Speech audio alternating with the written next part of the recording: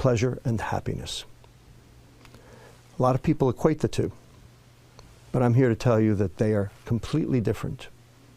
A lot of people think they're exactly the same. In fact, on the internet you can find definitions that actually conflate and confuse the two. So what are the differences between pleasure and happiness? And I believe there are 7. Pleasure is short-lived, happiness is long-lived. Pleasure is visceral, happiness is ethereal. Pleasure is taking, happiness is giving. Pleasure can be achieved with substances, happiness cannot be achieved with substances. Pleasure is experienced alone, happiness is experienced in social groups. The extremes of pleasure all lead to addiction, whether they be substances or behaviors. Yet there's no such thing as being addicted to too much happiness.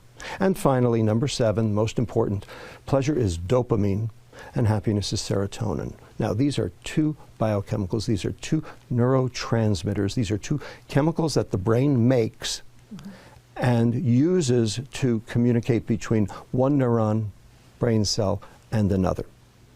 Now, why do we care? So what?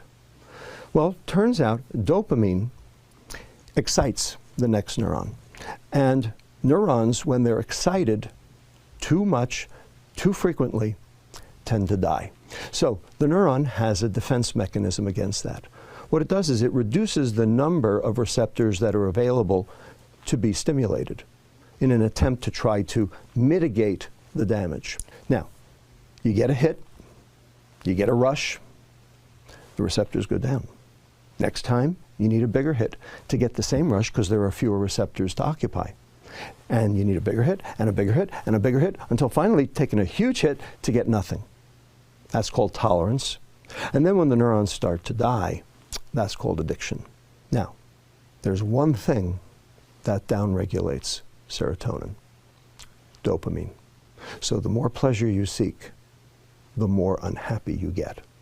Have very specifically and in a coordinated fashion confused and conflated the term happiness with the term pleasure, so that you can buy happiness, so that they can sell you their junk.